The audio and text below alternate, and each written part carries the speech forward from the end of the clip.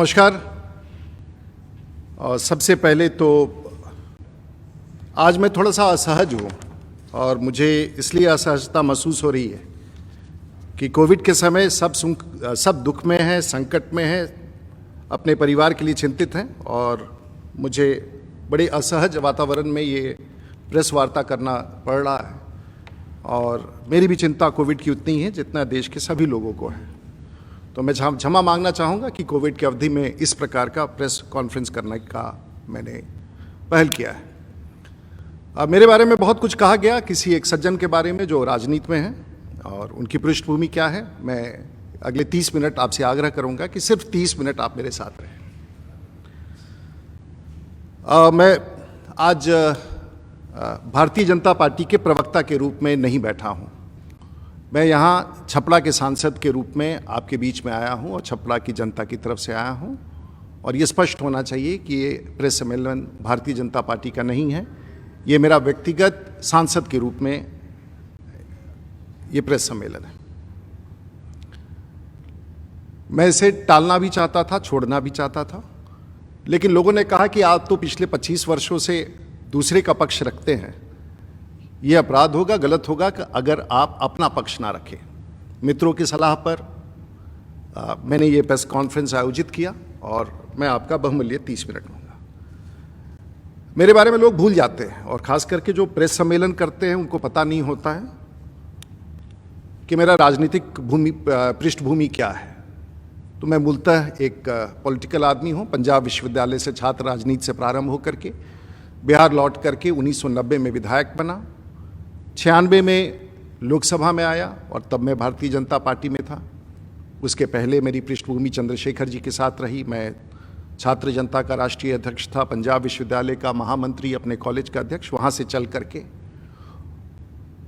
और वहाँ से चल के लगभग 4 बार मैं लोकसभा में जीत के आया हूँ और पार्टी ने मुझे 2 बार राज्यसभा में काम करने का मौका दिया।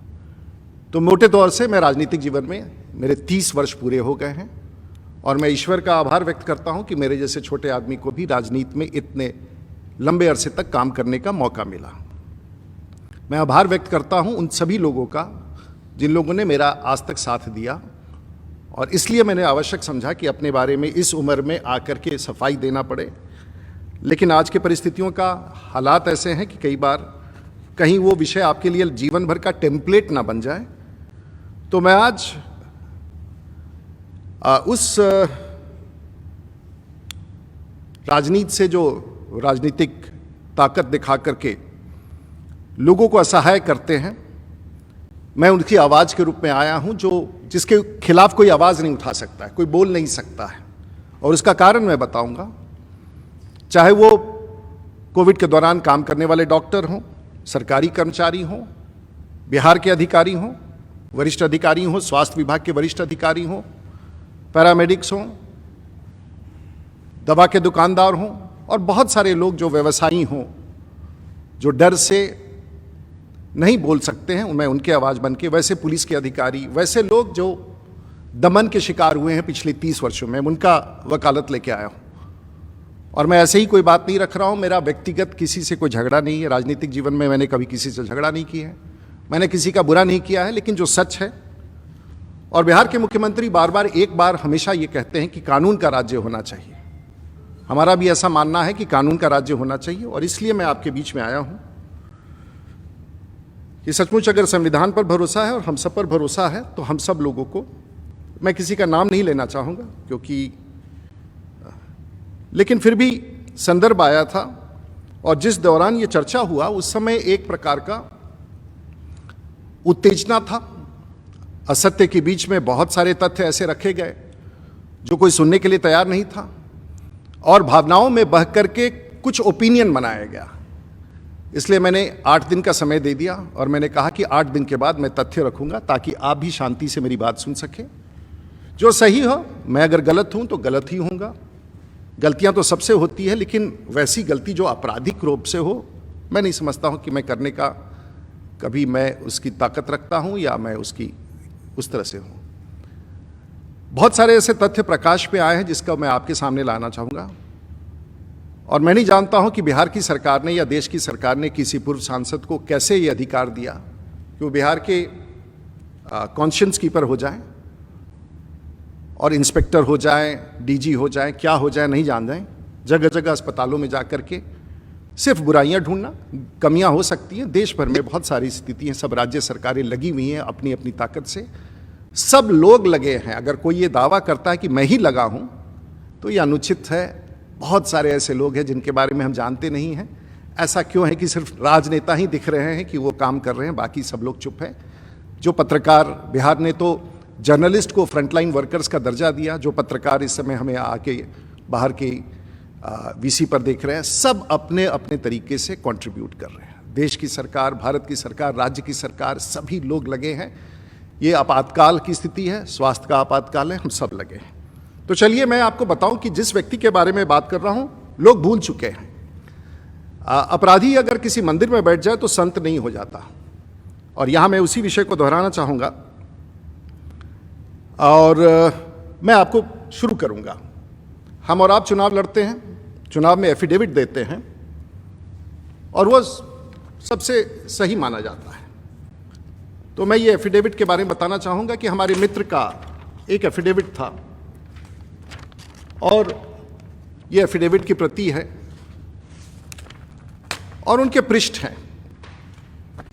ये पृष्ठ हैं 32 आपराधिक मुकदमे का जो उन्होंने स्वयं स्वीकारा है, लेकिन ये कॉन्शियंस कीपर हैं बिहार और देश के, इसके बारे में कोई नहीं पूछता है।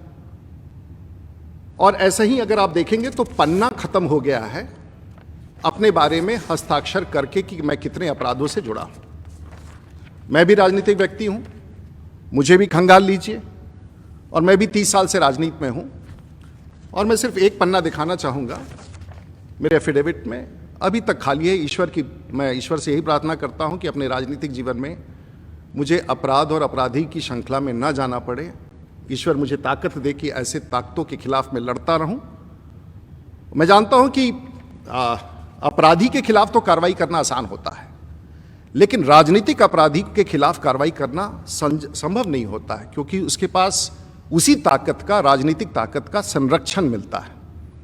और उस राजनीतिक संरक्षण के सामने हम सब भी झुक जाते हैं, शासन भी कई बार झुक जाता है और दबदबे के साथ ताकत दिखा करके शासन के लोगों को भी झुकाने का प्रयास करता है ताकि आपराधिक पृष्ठभूमि समाप्त हो जाए। ये अपराध सामान्य नहीं है साहब। मैं नहीं बोलना चाहता था, मेरा कोई लेना देना नहीं। वो मधेपुरा की राजनीति करते हैं, मैं सारण का राजनीति करता हूं, और मैं आभार व्यक्त करना चाहूंगा सारण कमिश्नरी के लोगों को और उत्तर बिहार के लोगों को। हम अपराध की दुनिया से अलग हैं, शांति में हैं, हम ना कोई दंगा चाहते हैं, और हमारे हर समाज के लोग सारण जिला में सुख शांति से रहते हैं, चाहे किसी भी पॉलिटिकल पार्टी के हों, कोई भी विधायक हो, आरजेडी का हो, कम्युनिस्ट का हो, कहीं का हो। हम सब चुनाव तक लड़ते हैं और चुनाव के बाद जाकर के हम सब लोग साथ मिलकर विकास का काम करते हैं। और आज तक मेरे पॉलिटिकल लाइफ में मुझे, आप सबको पता है कि मैं सारण का सांसद रहा हूँ, छपरा का सांसद रहा हूँ। मेरी लड़ाई बहुत ताकतवर लोगों से हुई है, लेकिन एक सीमा के नीचे मेरे जिला में कोई नहीं गया, और मैं उन लोगों का नाम नहीं लेना चाहता हूं। मैं इतना जरूर कबूल करूंगा कि एक आपराधिक रूप से कभी किसी ने पॉलिटिक्स नहीं किया मेरे जिला में, और मैं उन लोगों का आभार व्यक्त करता हूं जो सी में। तो ये चलिए आप इनका एक पृष्ठभूमि देखिए, और ये पत्रकारों के लिए है। जब आप ऐसे व्यक्तियों का 70 धाराएं हैं 31 केसेस में, और ये डकैती का है, राइटिंग का है, आर्म्स का है, थेफ्ट का है, कॉन्स्पिरेसी का है, क्रिमिनल इंटिमिडेशन का है, एब्डक्शन का है, ब्राइबरी का है, पब्लिक ऑर्डर। शायद सीआरपीसी और आईपीसी का कोई धारा बचा नहीं है जो हमारे मित्र के नाम पर नहीं है, लेकिन सब लोग भूल गए हैं।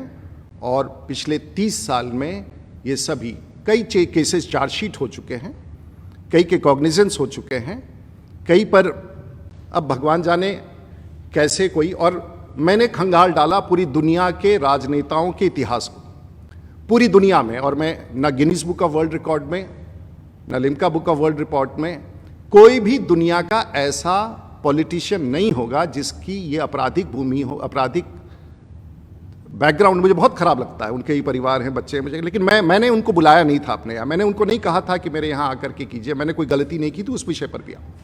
और मैं एपोलॉजेटिक नहीं हूं, मैं दावे के साथ कह रहा हूं कि मैंने तो इतना आपराधिक मामला, कोई भी धारा नहीं बचा है अगर ध्यान से देखेंगे, और वो सब छिपा हुआ है, कोई जानता नहीं है। केसों का धारा अगर आप ध्यान से पढ़ेंगे, कोई धारा ऐसा नहीं बचा है। नया सीआरपीसी और नया आईपीसी लिखना पड़ेगा किसी व्यक्ति के पृष्ठभूमि को बताने के लिए कि आखिर ये व्यक्ति है कौन और क्यों छिपा हुआ है इस प्रकार से, और क्यों छिपा रखा है लोगों ने, और क्यों इसकी चर्चा नहीं करते हैं। मैं अगर अपराध करूं तो रात्र भर हम लोग सो नहीं पाते हैं, और इस प्रकार का, और इसमें कितने लोगों का दमन हुआ, कितना, मैं ये नहीं जाऊंगा, इसको मैं भी छोड़ देता हूं, क्योंकि इसके बाद के अगर तथ्य मैं आपके पास लाऊं तो आप दंग हो जाएंगे। आगे का इंतजार कीजिए, हम सब लेके आएंगे, क्योंकि मैं जानता हूं कि किसी राजनीतिक अपराधी से लड़ना कितना कठिन होता है। आपके ऊपर भी हो सकता है, आपके परिवार के ऊपर भी खतरा हो सकता है, मित्रों पर हो सकता है, पत्रकारों पर हो सकता है। लेकिन एक और बात है जो छिपाया गया। 2014 में आप लोकसभा का चुनाव लड़े, जीत गए, लेकिन उस समय आपने 19 केसेस छिपा के रखे थे। 17, 18, 19, 25 अनुसंधान का क्रम जारी है, और आपने एफिडेविट में गलत दिया था। उस समय अगर आपके इस खिलाफ कोई न्यायालय में जाता तो शायद, लेकिन ये जांच का विषय है, इस पर मैं टिप्पणी, लेकिन आपने सत्यों को छिपाया था। तो मोटे तौर से आपके ऊपर अभी तक मधेपुरा में 6, पूर्णिया में 11, पटना में 29, जो स्पेशल कोर्ट में जो केसेस भेजे गए हैं 29, दरभंगा में 1, गाजीपुर उत्तर प्रदेश में 1, सहरसा में 2। पता नहीं, सरकार उस समय तो सबकी सरकार थी। आज की सरकार नीतीश कुमार जी की सरकार नहीं थी, सुशील मोदी जी नहीं थे, तारकिशोर प्रसाद नहीं थे, सबकी सरकार थी। और ये 1990 के बाद से, और मैं बताना चाहूँगा कि जब आप सांसद बने, मैं भी उसी वर्ष उस विधानसभा में जीत के आया था 27 साल की उम्र में। मैंने कभी आपसे किसी प्रकार का व्यवहार नहीं किया। आप राजनीति कर रहे थे, करे, सरकार का काम है देखना, लेकिन आपने आके एक ऐसा आरोप लगाया जो मेरे मन को झंझोड़ दिया। मेरे मन को नहीं झंझोड़ा, मेरे पूरे पॉलिटिकल फ्रेटर्निटी में एक आपने ऐसा शब्द डाल दिया जो शायद मैं कतई स्वीकार नहीं कर सकता था। मजबूरी में ये मैं प्रेस कॉन्फ्रेंस कर रहा हूं कि तथ्य, और ये भारतीय जनता पार्टी का नहीं है, राजीव प्रताप रूडी का, और ताकि ये रिकॉर्ड पर रहे, कभी भी इस लिंक को उठा के कोई देख सकता है। मैं इसके बाद जानना चाहूंगा, आप बहुत अच्छे आदमी हैं, आप मोरल कीपर है, कॉन्शियंस कीपर हैं, तो एक वीडियो आपको दिखाना चाहूंगा। इसके बाद जो है B9 तक तो दिखा दिया। आप गालियां निकालते हैं, आप किसको छोड़ते हैं? सब खराब है। ये पूरा डॉक्यूमेंटेड है, किसी को आपने नहीं छोड़ा है, सरकार में, सरकार के बाहर में। मैं नहीं बोलना चाहूंगा किसका, ये पूरा पृष्ठ है। उत्तर प्रदेश के मुख्यमंत्री, बिहार के मुख्यमंत्री सड़क पर ला देंगे, दिखा देंगे। डॉक्टरों के बारे में कोई ऐसा आदमी नहीं बचा है धरती का जिसको आपने अपमानित नहीं किया है, रंजिश नहीं किया। और आप संत हैं और बाकी सब अपराधी हैं, पूरे भारतवर्ष के नेता अपराधी हैं। भारत के स्वास्थ्य मंत्री अपराधी हैं, गृह मंत्री के बारे में आपने बोला और कहा कि इसे जेल भेज देना चाहिए, अपराध करना चाहिए, इसका हम अंतिम संस्कार करेंगे। आपने ऐसी सी बातें कही, किसी ने प्रतिकार नहीं किया, हमने भी नहीं किया, लेकिन कहीं ना कहीं तो किसी को जवाब देना था कि आपका ये नहीं चलेगा। ये पूरा डॉक्यूमेंट है, आप उनके फेसबुक पर जाके देखिए कि देखिए, आपको अच्छा लगता होगा। लेकिन जिन लोगों ने इनको एक चित्रण किया, उनके बारे में बता चाहूँ। अब इसके बाद में एक छोटा सा विजुअल देना चाहूंगा जो इनके बारे में मैंने नहीं कहा। डेनमार्क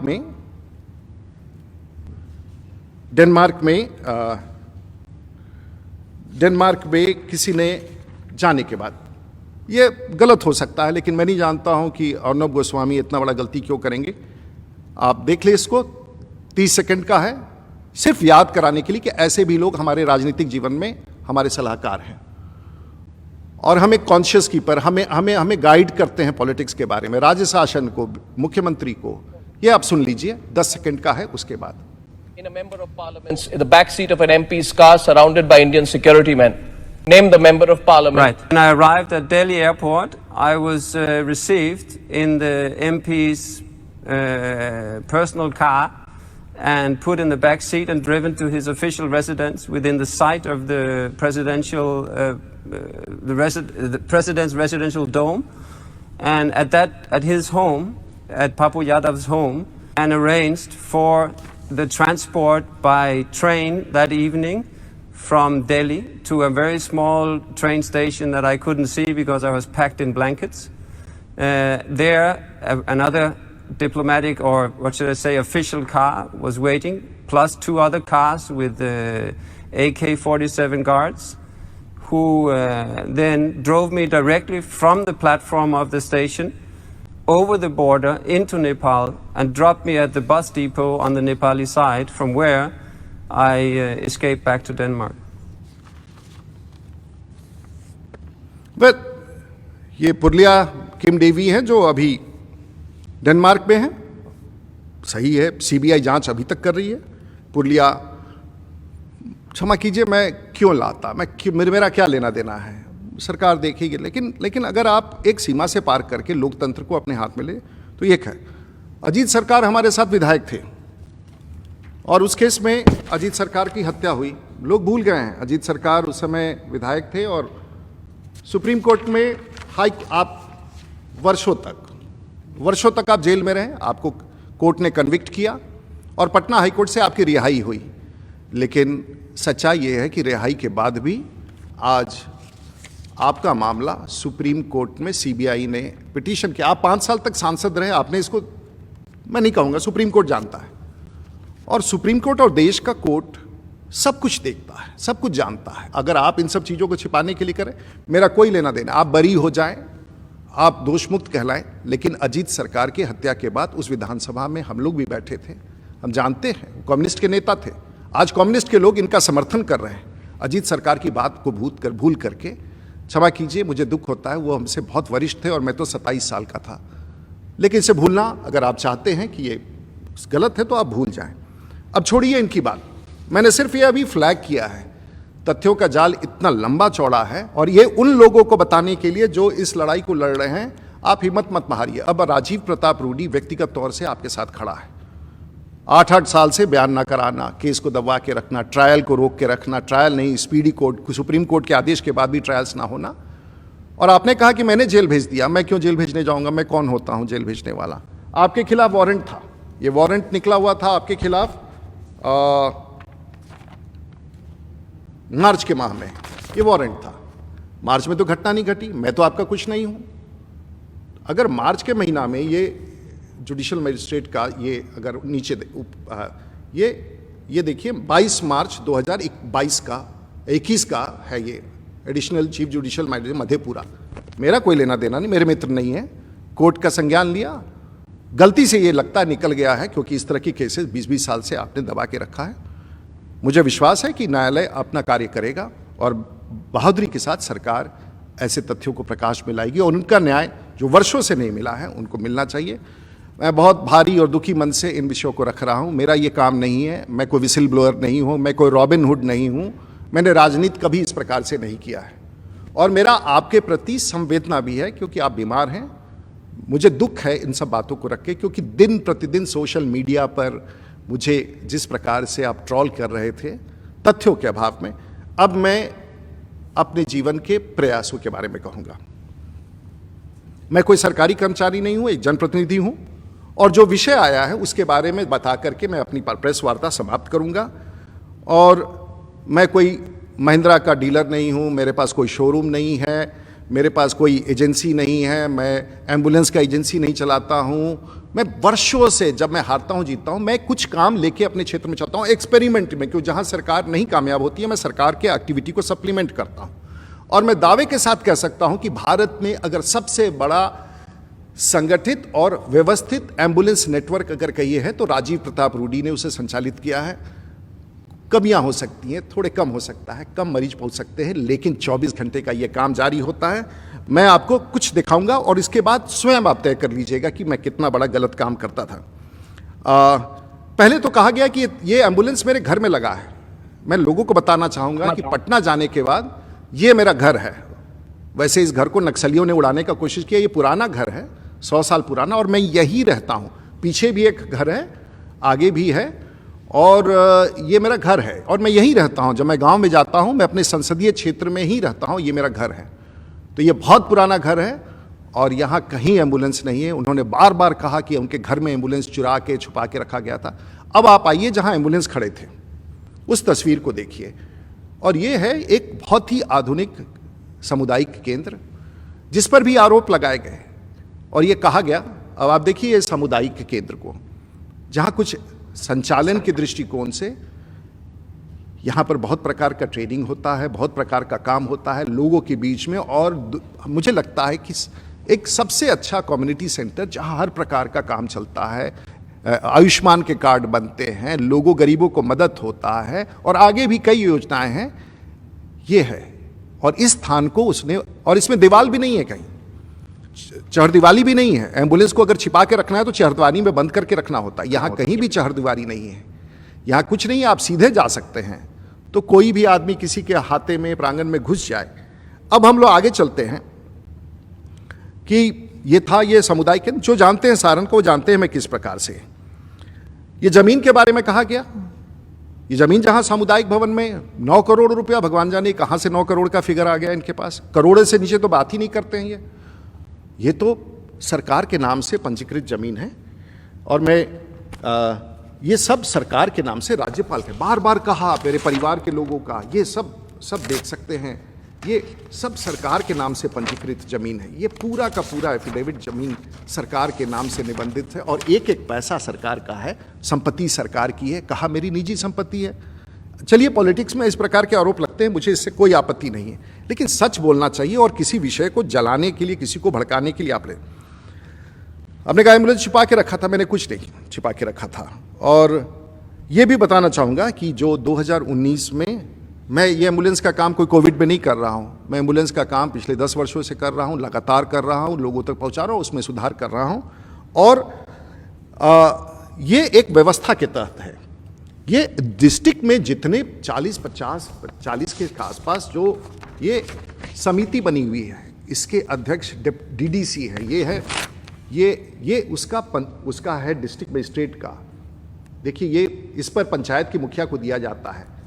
और ये देखिए डिस्ट्रिक्ट एम्बुलेंस दास है, जिसमें उप आयुक्त अध्यक्ष होते हैं, सिविल सर्जन उसके सचिव होते हैं, जिला योजना पदाधिकारी, जिला लेखा पदाधिकारी, जिला पंचायती राज जिला, और सांसद का एक चयनित संचालन समन्वय संस्था, ये मुखिया द्वारा स्वीकार किया जाता है। और पंचायत स्तर पर भी एक कमेटी होता है, ये पंचायत स्तर पर का कमेटी है। ये देखिए, इसमें एक पंचायत स्तर की कमेटी है, वो शायद पन्ना दिख नहीं रहा है, मैंने निकाल दिया।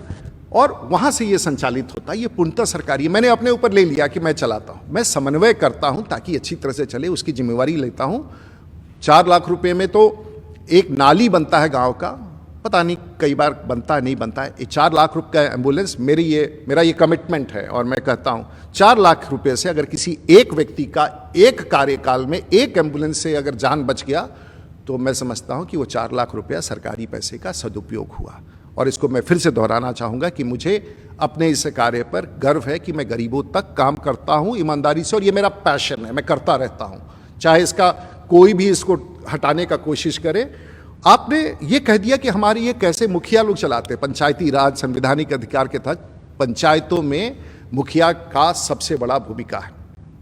हमारे यहाँ 225 के आसपास पंचायत। मैंने अभी ये देखिए, मुखिया लोगों को जब दिया गया था, और ये मैं वीडियो आपको चला के दिखाना चाहूंगा, तो ये पंचायतों में बांटा गया, समाज में भी एक इनका अच्छा स्थान है। और मेरे लिए बहुत खुशी की बात है कि सतेंद्र जी को आज हम सांसद कोष से अपने पंचायत के लोगों का और जिला के लोगों की सेवा करने के लिए, मुखिया जी आपको ये एम्बुलेंस की चाबी मैं इनको दे रहा हूँ। हमारे साथ महेश राय जी हैं, जो नाथा छपड़ा के मुखिया हैं, ये समाज सेवा में लगे रहते हैं। और इनको भी ये 22 नंबर गाड़ी उनके जिम्मे सौंपा जा रहा है। जो फकुली पंचायत के मुखिया हैं, नौजवान हैं, मेहनत करते हैं, समाज का सेवा करते हैं। और ये आपको एम्बुलेंस का चाबी देता हूँ, पंचायत और इस जिला के लोगों की सेवा में लगाएं। रंजू जी हमारे साथ हैं, रंजू कुमारी जी, उनके पति धर्मेंद्र जी भी हैं, और उनके पंचायत सेवक अशोक यादव जी भी। और सबकी सम्मिलित जिम्मेदारी है उस समिति की, इस एम्बुलेंस का उपयोग करेंगे। और मुझे विश्वास है कि डुमरी पंचायत में जब ये चलेगा तो सिर्फ आप वहीं के, ठीक है। ये मैं ऐसे आपको सैकड़ों दिखा सकता हूं, लेकिन मैं नहीं, मैं कह रहा हूं ये एक दृश्य था। अब आपने हमारे मुखिया समाज को अपशब्द के मुखिया बेईमान है, पैसे कहाँ रखता है, क्या करता है। अरे छोड़ दीजिए, वो लगा है कोविड में, हिसाब दे देगा, कल पैसे दे देगा। आपने मेरे जिला के पार्षदों को, मुखिया को, सरपंच को, वार्ड को, पूर्व वार्ड को आपने कैसे उसका अपमान किया। ये जनप्रतिनिधि हैं, जैसे मैं सांसद हूँ वो भी अपने जनप्रतिनिधि हैं, वो भी काम करते हैं, चाहे जितना करते हो, जैसे करते हो, अपनी ताकत से करते हैं। और मुझे गर्व है सारण जिला के सभी जनप्रतिनिधियों का, सभी सांसदों का, सभी विधायकों का, सभी वैसे लोगों का जो इस प्रकार के काम करते हैं। मैं आपका आभार व्यक्त करता हूं। और पंचायती राज का अगर स्वरूप सचमुच देखना है तो सारण की धरती पर आके देखिए कि पंचायत में किस प्रकार से एम्बुलेंस का संचालन मुखिया कर रहा है। अब आप कहेंगे कि आपकी क्या भूमिका है। मेरी भूमिका है, जिसके कारण ये आरोप मैंने सब कुछ अपने ऊपर ले लिया, क्योंकि ये मेरा पैशन है, मैं इसको संगठित कर रहा हूं पंचायतों से। और एक अब मैं आपको दिखाना चाहूंगा, ये कहा गया कि मुझसे निकल गया उस दिन। मुझे लोग कहते थे कि हम ड्राइवर नहीं है, मैंने कह दिया ड्राइवर है, ड्राइवर नहीं है, उसको बनाया ड्राइवर। 40 ड्राइवर, कोई ड्राइवर नहीं आया आज तक हमारे यहाँ, कोई लाइसेंस नहीं मिला, कुछ नहीं मिला। चलिए वो भी एक गिमिक था, 24 घंटे तक समाचार चला, लोगों को लगा कि ड्राइवर के अभाव में। लेकिन एक और सच था जिसके कारण नहीं हुआ, और वो सूची मैं आपको दिखाना चाहूंगा कि क्यों एक और सच था। क्योंकि ये डीएम को मैंने चिट्ठी लिख के भेजा कि साहब एम्बुलेंस की ड्राइवर्स की कमी है, और ये घटना से बहुत पूर्व लिखा गया। और मैंने लिख के वहाँ डिस्ट्रिक्ट मजिस्ट्रेट को दे दिया था कि साहब अगर ड्राइवर मिले तो दीजिए, कोई सरकारी कर्मचारी अगर खाली है, ड्राइवर है, उसके पास ड्राइवर नहीं है, जिला में ऐसा होता है, उनको दे दीजिए। ठीक है, आपको लगता था ये मैंने फैब्रिकेट किया, कोई बात नहीं, आपको लगता होगा बचने के लिए, उसके पहले का पत्र लिखा हुआ है। लेकिन एक जिम्मेवारी होती है किसी का, मुखिया लोगों की भी जिम्मेवारी है। और अनफॉर्चुनेटली जो एम्बुलेंस उस दिन खड़े थे, ये सब उसका नंबर है। मिथिलेश कुमार सिंह छपला सदर, कृष्णा राय एक्सीडेंट होकर गाड़ी गैराज में, अनूप कुमार, जयराम गिरी, कन्हैया सिंह इत्यादि इत्यादि। आप डेट देखें, इंश्योरेंस लैप्स डेट 25/5/2021 को ये सभी गाड़ियों का, किसी का 22 में, किसी का फरवरी में। हमें सबको कह के सबका इंश्योरेंस, सबको है कि लौटा दीजिए, रूडी जी इंश्योरेंस करा के दे देंगे। हम दे देंगे, थोड़ा समय लगता है, लेकिन फिटनेस गाड़ी में नहीं हो, इंश्योरेंस नहीं हो, मरीज या ड्राइवर की मौत हो जाए या कोई घटना हो जाए, कहाँ से कोई जवाब देगा। तो काम करने वाले को ही आप उंगली उठाते हैं। माननीय पूर्व सांसद जी, आपको पूछना चाहिए था मुझसे, आप मेरे मित्र हैं, आपको आना चाहिए था, फोन लगाना चाहिए था, डीएम से पूछना चाहिए था। आप किसी के घर में घुस जाएंगे, कहीं भी चले जाएंगे, आप पटना के अस्पतालों में जबरदस्ती घुसते रहे, क्या करते रहे। आप कीजिए जो करना है, लेकिन कम से कम एक सांसद, पूर्व सांसद दूसरे सांसद के घर में जबरदस्ती नहीं घुसता है। ये हमारी मर्यादा नहीं है। लेकिन अगर आपको लगा कि एक बड़ा ख्याति मिलेगा तो आपने। अब मैं आपको वो चीज़ दिखाना चाहता हूं, जो एक सूची जिसमें कितना ये एम्बुलेंस चले हैं, ये जरूर देख लीजिए, क्योंकि पत्रकारों को लगता है कि ये सब खड़े थे। तो ये एक एम्बुलेंस 62,000 किलोमीटर चला है, 58,000 किलोमीटर चला है, 50,000, 36,000, ये सभी एम्बुलेंस कितने किलोमीटर चले हैं। कोई स्टैंड पर ले जाकर के सवारी ढोने के लिए एम्बुलेंस नहीं होते कि स्टैंड पर ले जाकर खड़ा करूं। और जिला में मैं दावे के साथ कह सकता हूं कि जिसने भी एम्बुलेंस मांगा 365 दिन वो एम्बुलेंस चलता रहता है। वो भी मैं दिखाऊंगा कि इसकी व्यवस्था क्या है। एम्बुलेंस के मामले में भारत में सबसे आगे हमारा एम्बुलेंस की व्यवस्था है। अब इस चीज के बाद यदि आप सवाल पूछना चाहें तो पूछे। मैं आपको एक डिस्प्ले जीपीएस का दिखाना चाहता हूं, जो कंट्रोल करता है 24 घंटा 365 दिन, और इसके लिए कोई सरकार हमें पैसा नहीं देती है। ये मैं अपने शौक से इन सभी एम्बुलेंस को, पंचायतों को फैसिलिटेट करने के लिए करता हूं। और आप 3 मिनट का समय दें, ये पूरी कहानी यहीं समाप्त हो जाएगी। और ये मेरा एक सेंट्रलाइज्ड कंट्रोल रूम है। इसमें आप देख सकते हैं कि ये, अब मैं कंट्रोल रूम को कहूंगा कि आप जरा विवरण दें, आज अगर चलने वाली गाड़ियों का, आज की तारीख में ये गाड़ियां सारण जिला में कहां हैं, कैसे हैं, कहां गाड़ियां चली, कितनी चली, और ये पूरे साल 2 साल का रिकॉर्ड हमारे पास जीपीएस में है। और ये सब लाल हैं जो वो गाड़ियां हैं। अब आप बताइए कंट्रोल रूम, जरा बताइए सब लोगों को, देश के लोग जान जाए कि आखिर में इतने सारे एम्बुलेंस अभी दिख रहे हैं और कहां हैं, बताएं। नमस्कार, माननीय सांसद राजीव प्रताप रूडी जी के कंट्रोल रूम में आप सभी का स्वागत है। जैसा कि हम सभी देख रहे हैं, ये नक्शा छपरा जिले का नक्शा है, जिसके उत्तरी और पूर्वी छोर पर गंडक नदी का किनारा है, जो बगल के जिला मुजफ्फरपुर को जोड़ता है, और दक्षिणी और पश्चिमी छोर से लेकर पूर्वी छोर तक गंगा नदी का किनारा क्षेत्र है, जो राजधानी पटना को सीधा संपर्क देता है। यहाँ सभी एम्बुलेंस जो हम देख रहे हैं, ये 3 रंग के दिख रहे हैं, एक लाल है, एक पीला है और एक हरा है। लाल रंग के वैसे सभी एम्बुलेंसेस हैं जो रेडी टू सर्विस मोड में खड़े हैं। पीले रंग के एम्बुलेंसेस वैसे हैं जो घंटे पहले 2 घंटे पहले कहीं ना कहीं से चल कर आए हैं, मरीज को सेवा देकर या तो पार्क हैं या फिर वापस लौटने की स्थिति में इंतजार कर रहे हैं, मरीज को लेकर लौटे या मरीज की तरफ से सूचना प्राप्त हो जाए कि अब सब कुछ ठीक है तो वे लौट जाए। और हरे रंग के एम्बुलेंसेस वैसे सभी एम्बुलेंसेस हैं जो अभी सेवा दे रहे हैं, अर्थात अभी चल रहे हैं, मरीज को लेकर किसी हॉस्पिटल की तरफ जा रहे हैं। इसकी सूचना के बारे में हम आपको बताना चाहते हैं कि यहाँ से हम इन सभी का समन्वय करते हैं। हमें किसी भी प्रकार की सूचना मिलती है, हम जीपीएस लोकेशन ऑन करते हैं और सीधे सबसे नजदीकी ड्राइवर को संपर्क करके जिस व्यक्ति के द्वारा हमें संपर्क किया जाता है उसका नंबर आदान प्रदान कराते हैं, समन्वय कराते हैं। एम्बुलेंस पहुंचने के बाद फिर हम यहाँ से फोन लगाकर कंफर्म करते हैं कि क्या मरीज को एम्बुलेंस में बिठा लिया गया या नहीं, और मरीज को हॉस्पिटल में भेजते हैं। मरीज हॉस्पिटल में जाता है, मरीज के जाने के पूर्व हॉस्पिटल से भी समन्वय किया जाता है अगर मरीज की स्थिति खराब होती है तो। और हमारे पास यह भी रिपोर्ट आता है कि अगर एम्बुलेंस कभी गति से ज्यादा चल रहा है तो हमारे कंप्यूटर स्क्रीन पे अलार्म बजता है और हम ड्राइवर को फोन करके यह पूछते हैं कि क्या ऐसी स्थिति है। जी धन्यवाद। क्यों मूवमेंट नहीं दिखा रहे हैं?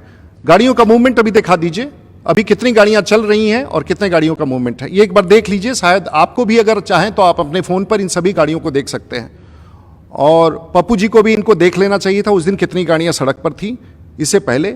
आप देख लीजिए एक बार उसकी गति कहां से कहां चला। एक गाड़ी, कोई भी गाड़ी उठा लीजिए, आप कोई भी गाड़ी उठा लीजिए।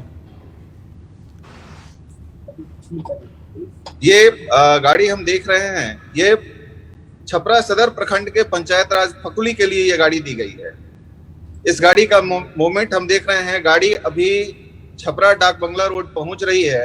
ये गांव से, फकुली गांव से किसी मरीज की सूचना प्राप्त होने के बाद मुखिया जी से और चालक से समन्वय कराकर तुरंत एम्बुलेंस उपलब्ध कराया गया और मरीज को लेकर एम्बुलेंस छपरा सदर हॉस्पिटल के लिए आ रहा है।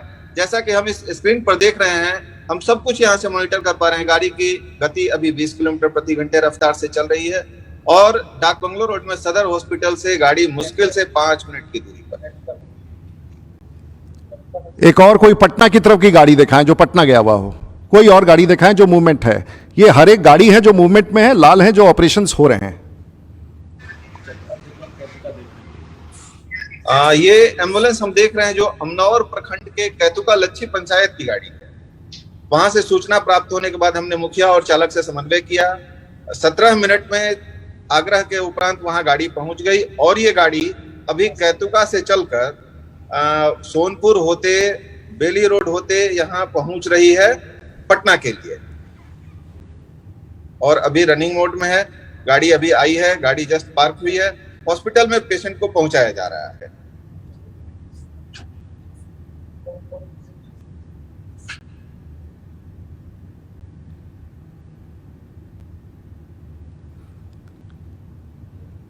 अगर एक और कोई दिखाना है दिखा दे। उसके बाद इस प्रकार से आप देख सकते हैं, अगर आप बैठ के अपने टेलीफोन पर आप हमारे कंट्रोल रूम से प्राप्त कर लें और कोई भी एम्बुलेंस को किसी भी समय देख लीजिए। माननीय मुखिया लोग पहुंचा रहे हैं, मैं उसको मदद करता हूं। इसलिए ये गाड़ी की गति 40 किलोमीटर है और ये भी अगर ये 100 को पार करता है गाड़ी तो रेड अलर्ट आ जाता है और 100 किलोमीटर पार करते के साथ हम उसको तुरंत कहते हैं कि भाई गाड़ी क्यों तेज चला रहे हो। ये तो ऑटोमेशन है, जीपीएस पर है और ये छपड़ा रेवा मुजफ्फरपुर रोड पर भी गाड़ी है, साफ आ रहा है स्क्रीन पर और पिछले 6 महीने का आपको रिकॉर्ड मिल जाएगा। आप किसी गाड़ी को कहीं उठा ले, इसने अपनी गति कम कर ली। अब इस गाड़ी की गति 85 किलोमीटर है जो बहुत ज्यादा है। हो सकता है किसी इमरजेंसी में लेके आ रहा हो, तो कहां ये गाड़ी है, किसके पास ये गाड़ी है, किस गति से चल रही है, कौन पेशेंट है, कब जाना है, कितने बजे जाना है। कभी आपको भगवान न करे कि इसकी जरूरत पड़े, सारण जिला में आप कभी बीमार ना पड़े। कुछ कमियां होती हैं, सब जगह नहीं कई बार पहुंचे, लेकिन वो बहुत रेयर है। लोगों से पूछना चाहिए, ना कि बाहर के नेताओं के पास इस विषय को लेकर आना चाहिए। मैं आप पूछेंगे ये कैसे होता है, आखिर ये सूचना क्या है, तो मैं आपको दृश्य दिखाता हूं एक जहां से ये संचालित होता है, जहां पर ये कंट्रोल रूम है और ये कंट्रोल रूम में, कंट्रोल रूम का आप लेके आइए और दिखाइए दृश्य। ये प्रत्येक दिन का रिपोर्ट आता है मेरे पास। ये देखिए कंट्रोल रूम है, ये कंट्रोल रूम है और इसका वीडियो देखिए। ये 24 घंटा चलता रहता है। ये मेरे, आपको विश्वास नहीं होगा कि किसी सांसद ने इस प्रकार की व्यवस्था कर रखी है। मैंने कर रखा और इतना सिर्फ एम्बुलेंस के लिए नहीं है। उसमें ई पास करके इसमें आप सारा डिटेल भरिएगा, अपना सबमिट कीजिएगा, तो 1 से 2 घंटा में आपके पास सारा डिटेल मैसेज आ जाएगा। उसमें कैसे क्या करना है, कब स्टेशन पहुंचना है, कब ट्रेन है आपका। कितने लोगों को जाना है? चलिए, बहुत बहुत धन्यवाद। देखिए साहब, कार्यकर्ता यहाँ 24 घंटा बैठे रहते हैं, और ये सिर्फ एम्बुलेंस के लिए नहीं है। आप इस रिपोर्ट को देखना चाहेंगे, 15 दिन का कॉल सेंटर का रिपोर्ट, और ये डीएम एसपी सबको जाता है। सबसे पहले देखिए, ये 1/5 का है कोरोना इन्फॉर्मेशन, टोटल 1 महीने का है। उसके बाद ये 1/5 से 15/5 तक का टोटल है। कोरोना इन्फॉर्मेशन 2500, एम्बुलेंस 507, इलेक्ट्रिसिटी का कंप्लेंट, ब्लॉक का कंप्लेंट, लैंड डिस्प्यूट पुलिस, और 15 दिन में मुझे 6133 कंप्लेंट। प्रत्येक दिन का भी रिपोर्ट है, प्रत्येक दिन का देखिए। जैसे ये 15/5 का है, यानी कि कल का, 2 दिन पहले का। Emergency admission 10, other health call, corona information 100, ambulance 32, electricity के बिजली भी कटता है, ब्लॉक के complaints, land dispute, police complaints 2, admission Kendriya Vidyalaya, request to meet MP 21, PNR जो होता है जनरल कॉल, और 350 कॉल यहां प्राप्त हुए। मैं सिर्फ ये प्रयास करता हूं, इसमें एम्बुलेंस एक है और ये डिस्ट्रिक्ट मजिस्ट्रेट को रोज जाता है, SP को भी जाता है। SP साहब भी देखते हैं कि मेरे यहाँ क्राइम की क्या स्थिति है। तो ये बड़ा खराब लगता होगा लोगों को इस तरह का काम। और मैं अपराधी हूं, मैंने एम्बुलेंस पता नहीं कहां से, मैंने सुना था कि भाई होर्डिंग होता है, लेकिन एम्बुलेंस का कोई काला बाजारी होता है, हमने तो नहीं सोचा। हमारे यहाँ किसी को इस बात, और मैं किसी ने पूछा कि आप दूसरे जिला में दे देते हैं। MP लाइट्स का मैं दूसरे जिला का जिम्मा नहीं ले सकता हूं, वो तो सरकार का निर्णय होगा। कोई राज्यसभा का सांसद पूरे बिहार और देश को दे सकता है, लेकिन लोकसभा का सांसद सीमित क्षेत्र में। और मेरा कमिटमेंट सारण जिला है, और आज की तारीख में सारण जिला में 18,000 करोड़ रुपए का काम भारत सरकार और राज्य सरकार से चल रहा है। इसलिए मुझे कुछ नहीं कहना, मुझे अब इस बात समाप्त करना है। आप लोगों ने इतना समय दिया, लेकिन मुझ पर आरोप लगाया गया कि मैंने किसी को गिरफ्तार करा दिया। मैं कोविड में देश ने देखा है कि बड़ा संकट का समय है, रुकने से, शांत रहने से ये प्रॉब्लम नहीं होता है। माननीय पूर्व सांसद जी को इतनी गंभीर बीमारियां थी, वो उसी बीमारी में अभी 15 दिन पहले शायद ऑपरेशन भी हुआ था, दुखद है। उसके बाद वो आरा भी चले गए, वहाँ झगड़ा कर लिया जा करके, वो छपड़ा भी चले आए, हमारे यहाँ भी झगड़ा कर लिया आ करके, कुछ केस मुकदमा भी हो गया है लगता है उनके यहाँ। वो PMCH में भी चले गए, डॉक्टर लोग NMCH में चले गए, वो आरा चले गए, वहाँ भी केस हो गया। आखिर में परिवार के लोगों को ध्यान देना चाहिए। जो व्यक्ति इतना बीमार हो, जो गिरफ्तारी के बाद इतना अस्पताल चला जाए, उसको इस तरह से नहीं घूमने देना चाहिए। क्योंकि सबने कहा है कि, और कोविड वार्ड में घुस जाना, सब लोग परेशान। कोविड वार्ड में आप घुस करके फिर घर जाते थे, अपने परिवार को भी संक्रमित करते थे, अपने मित्रों को भी, अपने सिक्योरिटी को इतने बड़े फोर्स लेके चलते हैं। ये नहीं करना चाहिए था आपको, आपने इस बात का ध्यान नहीं दिया। और समाचार बनने के लिए, और आज आप इतने बीमार हैं, हमने किसी को नहीं जेल भेजा, हम ना जेल भेजने की क्षमता रखते हैं, और मैं कभी जीवन में किसी को कष्ट नहीं।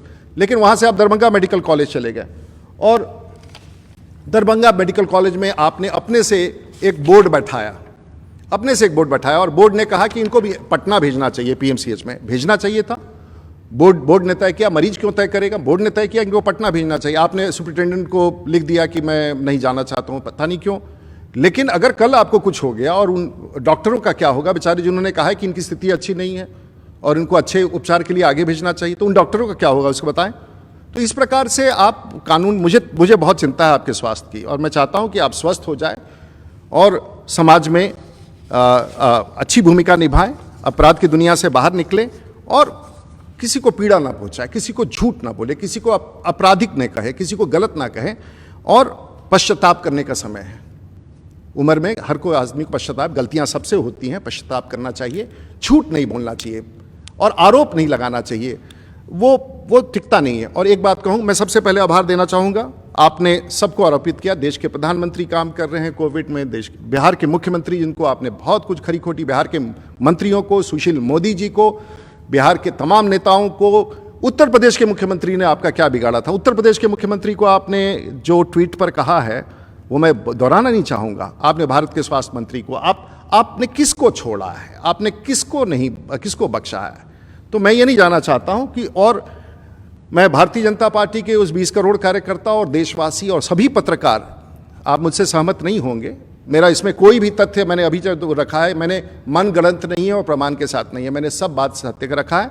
क्योंकि कई बार आरोप लगाने के बाद वो टेम्पलेट बन जाता है जो पूरे जीवन आपके साथ चलता है। इस टेम्पलेट के कभी भी किसी को कोई ज़रूरत होगा और भी कोई जानकारी आपको चाहिए तो मैं आभार व्यक्त करना चाहूँगा अपने कार्यकर्ताओं को, सारण के कार्यकर्ताओं को, सारण जहाँ मुझे गर्व है, मुझे गर्व है अपनी जनता पर, मुझे गर्व है अपने सारण के लोगों पर, भारतीय जनता पार्टी के कार्यकर्ताओं पर, बिहार पर गर्व है। मुझे दुख होता है जब पूरी दुनिया में बिहार का नाम कलंकित होता है, अपराध की दुनिया में जाना जाता है, मुझे बहुत दुख होता है। मैं देश दुनिया में जाता हूँ, आप मुझ पर कोई भी आरोप लगा दे ठीक है, लेकिन बिहार को कलंकित मत करें, बिहार के उस चित्रण को समाप्त मत करें। बिहार एक ऐसा धरोहर है जिसने दुनिया को मार्ग दिखाया है, दुनिया को राह दिखाया है, राष्ट्रभक्ति, देशभक्ति। अभी तो ऐसा लग रहा है कि बड़े सत्याग्रह में आप चले गए हैं, ये कोई सत्याग्रह नहीं था। अब कानून का अपना कार्रवाई करेगा, कानून का राज होना चाहिए और इसमें किसी राजनीतिक नेता का कोई हाथ नहीं है। मैं आभार व्यक्त करते हुए भारतीय जनता पार्टी मीडिया के लोगों का, जो अगर आपको लगे मेरा बात ठीक है तो समझिए, प्रवक्ता तो मैं पार्टी का रहा हूं, लेकिन आज मैं अपना प्रवक्ता बन के बैठा हूं ताकि गलत विषय नहीं रह सके। सारण की जनता के प्रति समर्पित हूं मैं और मुझे गर्व है अपने लोगों के, अपने कार्यकर्ताओं जो इस गलत बयानी का उन्होंने जवाब दिया है, मजबूती से जवाब दिया है। मैं इस बात को फिर मैं फ्रंट फुट पर, मैं कोई अपोलोजेटिक नहीं हूँ इस विषय को लेकर कि मैंने कोई गलत नहीं किया है, इसलिए मुझे लगा कि आना चाहिए। एक बार आप सभी लोगों को बहुत जो भी सवाल हैं आप भेज दें, मैं कुछ लोगों का क्वेश्चन लेना चाहता हूं लेकिन ग्लिच के कारण वो क्वेश्चन नहीं हो पा रहा है, वो नहीं सवाल आ पा रहे हैं। तो फिर से एक बार पूरे बिहार के तमाम भारतीय जनता पार्टी के कार्यकर्ता, हमारे पार्टी के नेता डॉक्टर संजय जायसवाल, उनकी पूरी टीम, देश के नेता मिस्टर नड्डा और उनकी पूरी टीम, आप कोविड में लगे हैं, करोड़ों कार्यकर्ता सभी दल के, सभी पार्टी के लगे हैं। बुरा वक्त है, लोगों को एक दूसरे का हाथ बटाना चाहिए, आरोप से बचना चाहिए और हमें विश्वास है कि ऐसी तमाम ताकतें आज आरोप प्रत्यारोप के रास्ते से छोड़ करके समाज के साथ जुड़ करके, बहुत घटनाएं हो रही हैं, बहुत करीब के लोग, बहुत परिवार के लोग, आज मुझे दुख, सबसे बड़ा दुख है कि मेरे जीवन के अच्छे 8 दिन जिसको मैं लोगों की मदद में अपने तरीके से करता रहता हूँ, छोटा ही करता रहता हूँ, मेरे 8 दिन इस पूरे प्रकरण में खराब हुए। बदनामी से मैं नहीं डरता हूँ, लेकिन बदनामी के पीछे अगर कोई आधार हो तो ठीक लगता है। और बहुत सारे ऐसे पेपर कटिंग्स आए और विषय आए जिस पर मैं दूं तो घंटों चलना पड़ेगा आप सब लोगों का। और मैं फिर कहना चाहूँगा कि ये अगर कोई गलत करता है तो तथ्यों का जाल इतना बड़ा है कि उसे समाप्त नहीं किया जा सकता है। मेरे देश भर में लाखों लोग जो आज मुझे देख रहे हैं, मेरे मित्र, वो जो जानना चाह रहे हैं, जिन लोगों ने जानना चाहा, उन सब के लिए प्रत्यक्ष रूप से है।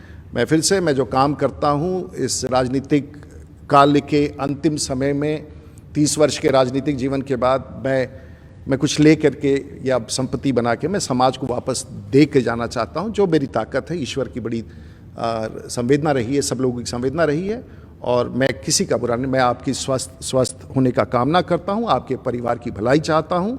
वैसे तमाम लोग जो इस प्रकार से हैं, मैं सबकी भलाई चाहता हूँ, उन गरीबों का और विशेषकर से जो आज ज़रूरतमंद है उनके साथ हम खड़े हो सकें। आप सबका, सभी पत्रकारों का, सभी मित्रों का, मीडिया प्रभारी, दिल्ली के मीडिया के लोगों का, संजय मयूख जी का, बलूनी जी का, और सभी जो भारतीय जनता पार्टी के और जनता दल यूनाइटेड के प्रवक्ता जिन्होंने स्पष्ट रूप से कहा, और भी पार्टी के प्रवक्ता जिन्होंने स्पष्ट रूप से इस पूरे संज्ञान लिया, और मैं आप सबका और बिहार वासियों का फिर से आभार व्यक्त करता हूँ। और सभी डॉक्टर और जितने लोग स्वास्थ्य में लगे हैं उन सब का आभार व्यक्त करते हुए, देश दुनिया के लोग जो आज मुझे देख रहे हैं, आभार व्यक्त करते हुए फिर से आपको नमस्कार। बड़े दुखी मन से मैं ये प्रेस वार्ता कर रहा हूँ। मुझे धन्यवाद आप सब लोगों का। नमस्कार, जय हिंद, वंदे मातरम।